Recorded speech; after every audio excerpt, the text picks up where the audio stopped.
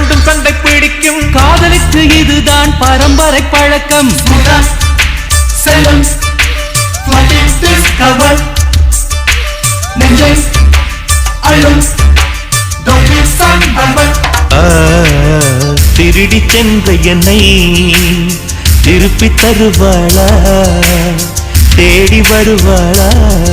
ஆடவானை விட பெண்ணுக்கே உணர்ச்சிகள் அதிகம். வருவாளே அவள் வருவாளே. அவளோட பார்வை எந்த உயிரை உறிஞ்சியதை அறிவாளா அறிவாளா?